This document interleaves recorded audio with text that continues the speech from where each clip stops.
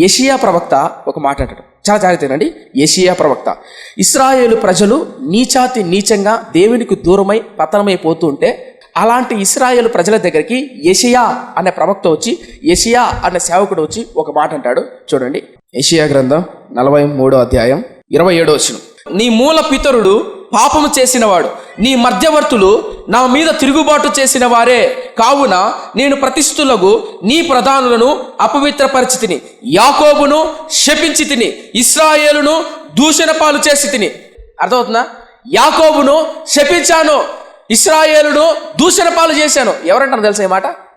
దేవుడైన యెహోవా యెషయా ప్రవక్త చెప్తున్నాడు. యెషయా, నువ్వు వెళ్ళి చెప్పు. ఏం చెప్పాలి ప్రభువా? ఈ రోజు వాళ్ళ అనారోగ్యంతో ఒంటరితనంతో మంచం మీద పడి ఆర్థిక ఇబ్బందులు వెళ్తున్నారంటే దానికి వెనక ఏదో కారణం ఉంది. నేను అదే చెప్పాలనుకుంటున్నా. ఏంటంటే, మన కుటుంబంలో కొన్ని శోధనలు ఉంటాయి. మన భర్త ద్వారా కావచ్చు, భార్య ద్వారా కావచ్చు, పిల్లల ద్వారా కావచ్చు, ఏదైనా సరే శోధన సమస్య వచ్చిందంటే దాని వెనక ఏదో కారణం ఉంటుంది. ఆ కారణం చెప్తున్నాడు. ఇశ్రాయేలు ప్రజలు ఇప్పుడు ఎలా ఉన్నారు తెలుసా? ఈ యెషయా ప్రవక్తను నడికి కట్టేసి రంపం తీసుకొని ముక్కలు ముక్కలకు కోసి పారేస్తారు ఈ యెషయా ప్రవక్త. ఎందుకో తెలుసా? ఇలా శపించాడని, ఇలా మాట్లాడాడని, ఇలా వాక్యం చెప్పాడని. ఈరోజు క్రైస్తవుల మీద చాలామంది దుర్ప్రచారం చేశారు. కారణం ఏంటంటే వాళ్ళు బోధించే నీతి బోధలే. అఫ్కోర్స్ కొంతమంది తప్పుడు వాళ్ళు ఉంటారు. ఈ యెషయా ప్రవక్తను రంపాలు పెట్టి కోసి పారేశారు. ఎందుకు అలా కోసి పారేశారంటే, ఇశ్రాయేలు నువ్వు తప్పు చేస్తున్నావు, నువ్వు దోషభరితుడివే అని అన్నాడు అని చెప్పించాడు. నేను ఒక మాట చెప్తా, మిమ్మల్ని కూడా మీరు కూడా ఎప్పుడన్నా అనుకుంటారు. ఏమనుకుంటారంటే, అన్నా నేను చేసిన తప్పును బట్టే కదా ఈరోజు నేను శిక్ష అనుభవిస్తున్నా, నేను చేసిన తప్పును బట్టే కదా నేను ఈ మంచంలో పడ్డా, నేను చేసిన తప్పును బట్టే కదా ఆర్థిక ఇబ్బందులు, నేను చేసిన తప్పును బట్టే కదా ఈరోజు ఇలాంటోని చేసుకున్నా కాబట్టి ఈరోజు ఏడుస్తున్నాను, ఇలాంటి అమ్మాయిని ఇలాంటి భార్యను చేసుకున్నా కాబట్టి నా ఏడుపు, నా బాధ, ఇలాంటి వాడిని చేసుకోకుండా బాగుండు, ఈ పెళ్లి జరగకుండా బాగుండు అని ఎన్నోసార్లు అనుకుంటారా? అలా చెప్పించిన దేవుడు, అలా అన్న దేవుడు పైన ఏమన్నాడు తెలుసా? అది చెప్పాలనుకుంటున్నా. 27, నీ మూల పితరుడకు పాపం చేసిన వాడు, నీ మధ్యవర్తులు నా మీద తిరుగుబాటు చేసిరే, కావున నేను ప్రతిష్ఠులకు నీ ప్రధానును అపవిత్రపరిచి తిని, యాకోబును శపించి తిని, ఇశ్రాయేలును దూషణ పాలు చేసి తిని, అయినను నా సేవకుడకు యాకోబు. ఒక మాట చెప్తే గుర్తుపెట్టుకో.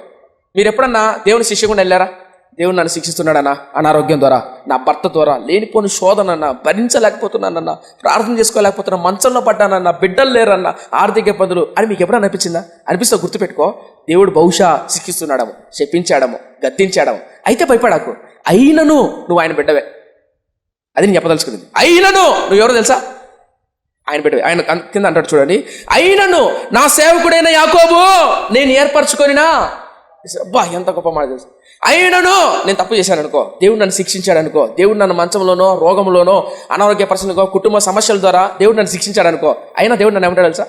అయినను అనుకుందాం, రే సంజు, నువ్వు చేసిన తప్పును బట్టి నేను నిన్ను శపించాను, నేను నిన్ను దూషణ పాలు చేశాను, అయినను సంజు నువ్వు నా సేవకుడు, మీ పేరు పట్టుకున్నాడు, నేను ఏర్పరచుకొని సంజు తేజ అనుకుందాం, మీ పేరు రాసుకోండి, వినుము. ఏమంటారు చూడండి, నిన్ను సృష్టించి గర్భములో నిన్ను నిర్మించి నీకు సహాయము చేయువాడని యెహోవా ఇలాగూ సెలవిచ్చుచున్నాడు, నా సేవకుడైన సంజీవ తేజ అనుకోండి, మీ పేరు రాసుకోండి. నేను ఏర్పరచుకొనిన యెరూషలేమును భయపడకమో, నేను దప్పిక గల వారి మీద నీళ్లను, ఎండిన భూమి మీద, దేని మీద ఎండిపోయి ఉంటదే, ఇంకంతే నా బతుకో. ఎవడన్నా మారతాడు కానీ వీడు మారడా. నా కుటుంబంలో శోధన ఇంతేనేమో నా బతుకు అని అనుకుంటున్నావేమో, అందుకని అంటున్నాడు, ఎండిన భూమి మీద ప్రవాహ జలములను కుమ్మరించెదను నీ సంతతి మీద. చదవండి, అది అద్భుతం కదా.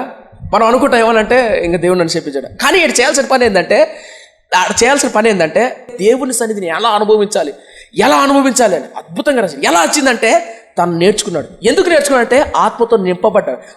అందుకని అంటున్నా, ఎండిపోయిన ఆయన జీవితం, పాపానికి బానిసైన ఆయన జీవితంలో ఆత్మచేత కుమ్మరింపబడి గొప్ప సేవ చేశాడు. బ్రదర్ లారెన్స్ అనే దైవజనుడు. మీకు అర్థం చెప్పేది నేను ఎందుకు మాట్లాడుతున్నానంటే, నీ జీవితం ఎండిపోయింది ఇంకంతే, ఈ సంవత్సరం ఎన్ని శ్రమలన్నా, ఎన్ని బాధలన్నా, ఎంతగా భరించమంటావన్నా, ఎన్నిసార్లు భరించమంటావన్నా, నా భర్త ద్వారా వచ్చే సమస్య, భార్య ద్వారా వచ్చే సమస్య, కుటుంబంతో అనుకోబాకండి. కాస్త ఓర్పు పెట్టుకో, కాస్త ఓర్చుకో. పైన ఏమంటారు తెలుసా? చూడండి 43:15, యెహోవానగు నేను మీ పరిశుద్ధ దేవుడను, ఇశ్రాయేలు సృష్టికర్తనగు నేను మీకు రాజును, సముద్రంలో త్రోవ కలగజేయువాడును, ఒడిగల జలములో మార్గమును కలగజేయువాడును, రథమును గుర్రమును నేనును శూరులు నడిపించువాడునగు యెహోవా ఇలాగు సెలవిచ్చుచున్నాడు. వారందరూ ఏకముగా పండుకొని లేవకయుందురు. వారు లయమై, ఎవరంట? వారు లయమై జనప నారవలే ఆరిపోవదురు. 18 వచ్చిన మునుపటి వాటిని జ్ఞాపకము చేసుకొనకుడే. ఏంటంట? అమ్మా జరిగిపోయింది, శోధన ఏదో జరిగిపోయింది, పలాని సమస్య, కట్టిక, చీకటి, బాధ, వ్యధ జరిగిపోయింది, వాటిని జ్ఞాపకం చేసుకో. ప్రభు మీద చూడండి ఏమంటాడు 18, మునుపటి వాటిని జ్ఞాపకం చేసుకొనకుడి, పూర్వకాలపు సంగతులను తలంచుకొనకుడి. ఇదిగో నేను ఒక నూతన క్రియ చేయుచున్నాను, ఇప్పుడే అది మొలుచును, మీరు దాన్ని ఆలోచింపరా. ఒక నిమిషం, దేన్ని ఆలోచించాలంట? దేన్ని ఆలోచించాలంట? దేవుడు చెయ్యబోతున్న నూతనమైన కార్యం ఉంటుందే, దాని మీద ఫోకస్ చేయి. నా జీవితంలో ఎన్నోసార్లు నిరాశ గుండా వెళ్ళినప్పుడు, కన్నీటి గుండా వెళ్ళినప్పుడు, ఫర్గెట్ యువర్ ఫాస్ట్. నీ గతాన్ని ఎప్పుడైతే నువ్వు మర్చిపోతావో, భవిష్యత్తు మీద దృష్టి పెడతావో, అప్పుడే గెలుస్తావు. నా డైరీలో నేను ఒక మాట రాసుకున్నా, failure persons always focus on their past, successful people focus on their future. ఓడిపోయేవాడు ఎప్పుడు ఏం చేస్తాడు?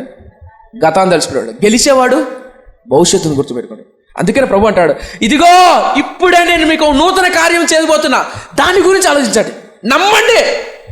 నీ భర్త, నీ బిడ్డలు, నీ కుటుంబం ఆశీర్వదింపబడుతుందని, దీవింపబడుతుందని. అద్భుతం కదా? చూడండి 19, ఇదిగో నేను ఒక నూతన క్రియ చేయుచున్నాను, ఇప్పుడే అది మొలచును, మీరు దాన్ని ఆలోచింపరా. దాని గురించి ఆలోచించండి. నేను అరణ్యములో త్రోవ కలగజేయుచున్నాను, ఎడారిలో నదులు పారజేయుచున్నాను. నేను ఏర్పరచుకొనిన ప్రజలు త్రాగుటకు అరణ్యములో నీళ్లు పుట్టించుచున్నాను, ఎడారిలో నదులు కలగజేయుచున్నాను. అడవి జంతువులను, అడవి కుక్కలను, నిప్పుకోలను నన్ను గనపరచును. నా నిమిత్తము నేను నిర్మించిన జనులు నా స్తోత్రము ప్రచురము చేయుదురు. యాకోబు, ఈ మాట వీలైతే అండర్లైన్ చేసుకోండి, 22వ వచనం చాలా ఇంపార్టెంట్. యాకోబు, నీవు నాకు మొర్ర పెట్టలేదు అంటే అర్థం తెలుసా? ప్రార్థన చేయాలి. యాకోబు నువ్వేం చేయాలి తెలుసా? ప్రార్థన. నేను అదే అంటానా, అమ్మా ఓపిక పెట్టుకో, తల్లి తండ్రి ఓపిక పెట్టుకో. నీ కన్నీటిలో, నీ ఆర్థిక ఇబ్బందుల్లో, నీ సమస్యల్లో, నీ ఒంటరితనంలో కొంచెం ఓర్చుకో. ఏమంటారు చూడండి కింద, యాకోబు నీవు నాకు మొర్ర పెట్టలేదు. ఏం పెట్టలేదు? మొర్ర పెట్టలేదు. మొర్ర పెట్టడం మానేయకండి. ఓపిక ఉంటే, సహనం ఉంటే దేవుడు నన్ను దీవిస్తాడంటే అలా మొర్రపెట్టు. అందుకని ప్రభు అంటాడు, ఏమంటాడంటే, యాకోబు నేను చేయబోతున్న దాని గురించి ఆలోచించురా. నీ పట్ల నేను గొప్ప తలంపులు కలిగి ఉన్నా, నీ పట్ల నేను అద్భుతమైన ఆలోచనలు కలిగి, దాని గురించి ఆలోచించు. ఎందుకు గతాన్ని తెలుసుకొని బాధపడతావు? జరిగిపోయింది, దేవుడు నిన్ను దీవిస్తాడు, నీ బిడ్డలు ఆశీర్వదిస్తాడు, దాని గురించి ఆలోచించు అంటూ ఏమంటానంటే, యాకోబు మొరపెట్టవా అంటే ఏమని ప్రార్థన చేయవా? చేస్తున్నారా ప్రార్థన? సమస్య వచ్చినప్పుడు, కన్నీరు వచ్చినప్పుడు ఏం దేవుడు అంటారా?